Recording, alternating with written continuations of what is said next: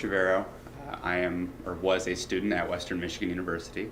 I just graduated in April and now will be pursuing my master's degree in English at the university in Illinois State University, and I'm working with children's literature.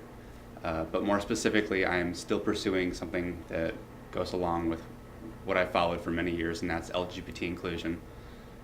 What I would like to look at as a doctoral focus is looking at how we portray orientation and gender as arbitrary, unnecessary labels in adolescent literature and how that's evolved over time.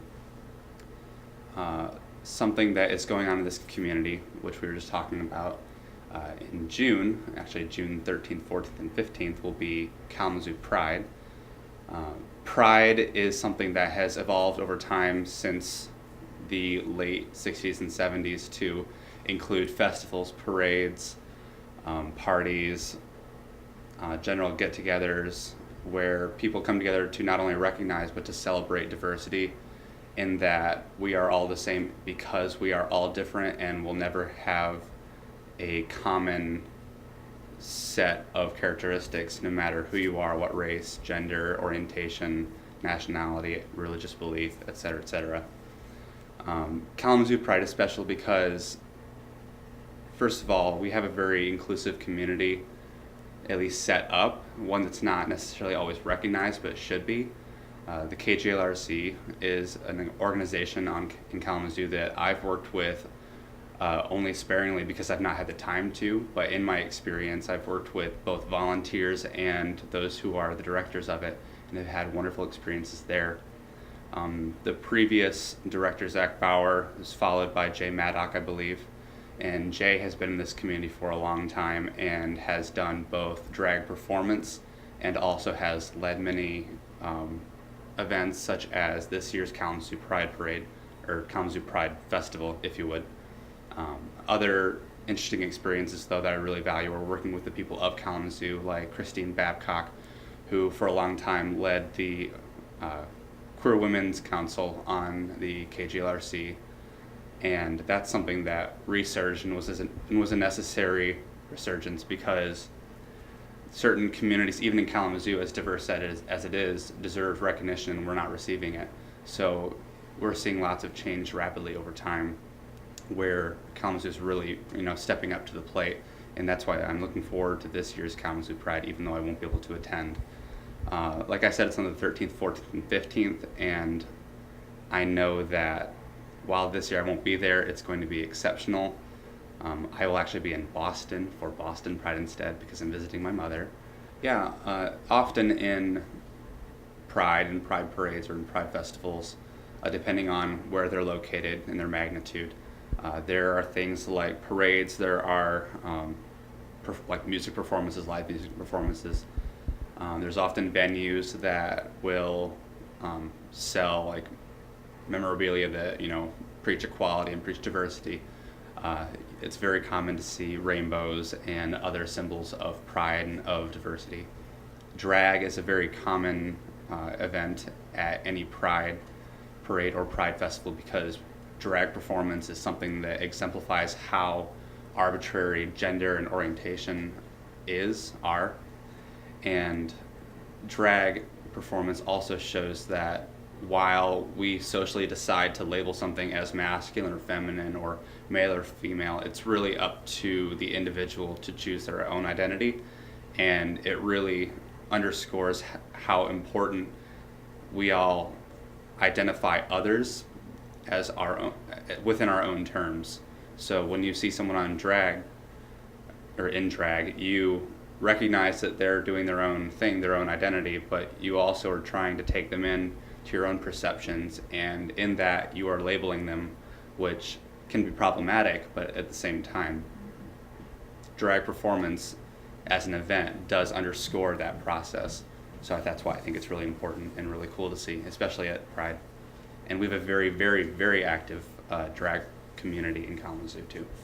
Western, being a very important part of Kalamazoo, is actually recognized within the top universities across the country for LGBT inclusiveness.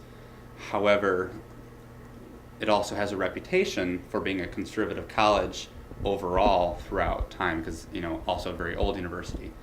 And I'm happy to have worked with many faculty and students in the university where their focus is either LGBT awareness or at least something in the humanities, where they're teaching communication and identity through socialization and how we need to ethically go about that. Kalamazoo, as far as LGBT inclusiveness, is also good because we have the ARC, we also have KJLRC, we have a awesome resource center with CARES that offers very important testing services for those who are worried about their health when it comes to sexual health and or autoimmune diseases. Outspoken, a registered student organization at Western University, and also the Office of LGBT Student Services, two major contributors to Pride and also to the community. I know that community outreach is something that Outspoken has been working on for the last year at least, really emphasizing their contacts with the KJLRC and also the events that they put forth in the community. I remember we held a event at a lake where we did a bit of a barbecue, minus the barbecue because it was a windy day, but we had an open fair where people could come, and we were all out just enjoying our time in the open, not in a place related to Western. It was a very nice experience to just be literally out in the community. And the office puts on lots of events, none small part being Pride Prom. That Western Michigan University has a Pride Prom that Outspoken and the office perform, usually held at the Radisson, I've noticed over the last few years. And that's an opportunity for not just students of Western, but also interested students from Kalamazoo who would like to attend responsibly and respectfully, and that was also very fun event. As far as addressing your question about how to deal with coming out and issues of being out and how they're addressed by Outspoken and the office put forth a I don't know what to call it. They have a poster called Out at WMU, and it's an initiative to take faculty, staff, and students who are out or who would like to be out, not necessarily as gay or lesbian or as transgender or as bisexual or anything under the umbrella of queer, but also as allies, those who support those who identify differently and who are not represented in our community. Out at WMU is a poster that's been running for at least 2 years, I know. And I actually had the fortune to be on this poster this year. I was very excited.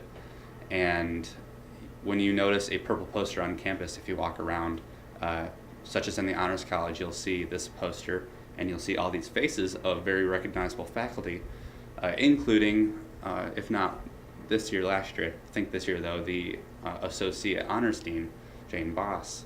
So it's nice to see these prominent figures stepping forward saying, hey, I'm an ally, I support you.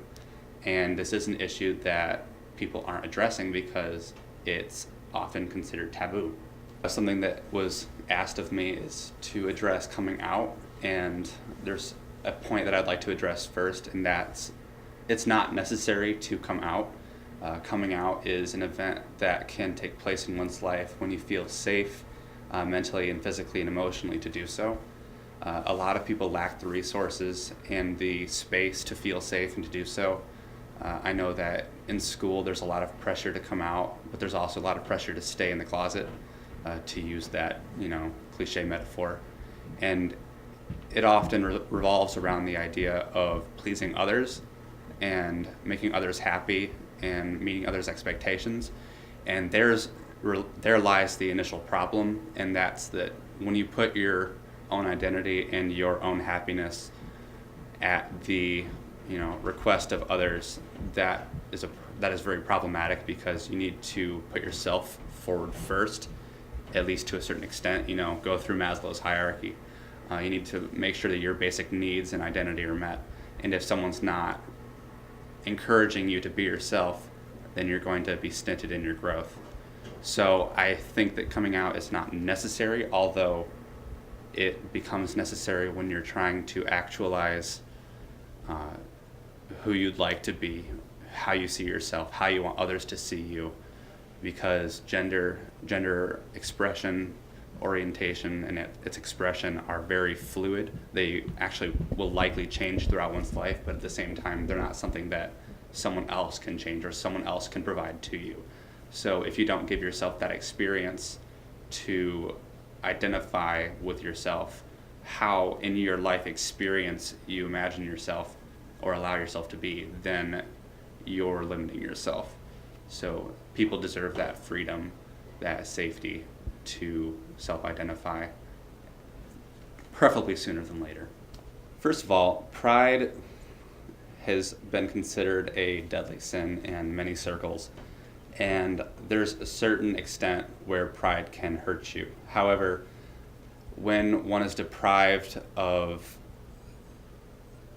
a safe place, as we were just saying, to self-identify and to grow, I think pride is essential, is a necessary factor to grow and to contribute to society to the full extent of oneself. Because if you can't be yourself, then you can't be authentic. And if you can't be authentic, then you can't make a difference, be that difference in politics or in education or in social work or in your everyday job where you're trying to produce for your family. So I think that pride means to me recognition, affirmation, and really encouragement for others to be who they want to be.